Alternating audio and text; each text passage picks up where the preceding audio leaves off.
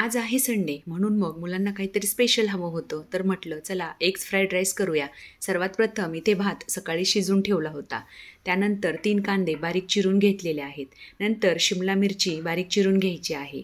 शिमला मिरची चिरून झाली की नंतर हालापिनो जी मिरची आहे ती मिरची बारीक चिरून घ्यायची आहे. हालापिनो मिरची चिरून झाली की नंतर आलं आणि लसूण चिरून घ्यायचं आहे. इथे तुम्हाला हवं असेल तर यामध्ये तुम्ही गाजराचाही वापर करू शकता, परंतु माझ्या इथे गाजर आवडत नाही म्हणून मी गाजर वापरलेलं नाही आहे. आता आलं आणि लसूण चिरून झाल्यानंतर मी अंडे घेतलेले आहेत. 6 अंडे आहेत. ते फोडून घेऊन त्यामध्ये मीठ टाकून ते अंडे फेटून घ्यायचे आहेत.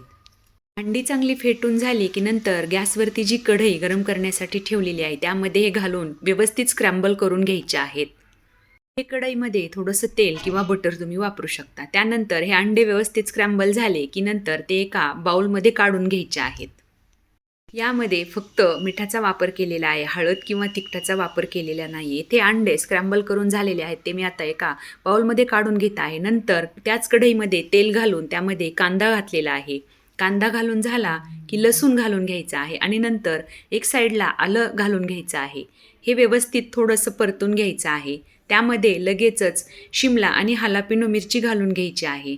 ह्या मिरच्या आणि कांदा व्यवस्थित परतून झाला की यामध्ये बारीक चिरलेला कोबी घालून घ्यायचा आहे आणि कोबी घालून झाला की लगेचच कांद्याची पात पण घालून घ्यायची आहे. चायनीज म्हटलं की कांद्याच्या पातीशिवाय चायनीज तर अधुरच आहे. त्यानंतर या भाज्यांमध्ये थोडंसं चवीनुसार मीठ घालून ह्या भाज्या एक 5 मिनिटे कमी गॅसवरती वाफेवर शिजून घ्यायच्या आहेत.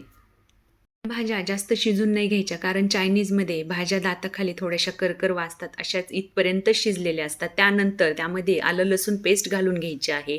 आलं लसूण पेस्ट घालून झाली की थोडंसं परतून यामध्ये हा भात घालून घ्यायचा आहे. भात घालून झाला की स्क्रॅम्बल केलेले जी अंडी आहेत ती सुद्धा यामध्ये घालून घ्यायची आहेत आणि नंतर जी लागणारी मसाले आहेत ती घालायची आहेत. त्यात सर्वात प्रथम 8 ते 10 मिरींची पावडर घातलेली आहे. त्यानंतर ग्रीन चिली सॉस आणि नंतर थोडासा सोया सॉस वापरलेला आहे. त्यानंतर 1 ते 1.5 चमच्याच्या अंदाजे रेड चिली सॉस घालून हे व्यवस्थित मिक्स करून घ्यायचं आहे. फ्राईड राईस जो आहे तो थोडासा पांढरटच दिसण्यासाठी असतो. यामध्ये तुम्हाला जर हवं असेल तर तुम्ही शेजवान फ्राईड राईससुद्धा करू शकता. आता यामध्ये मी 2 चमचे व्हिनेगर घालून घेतलेलं आहे.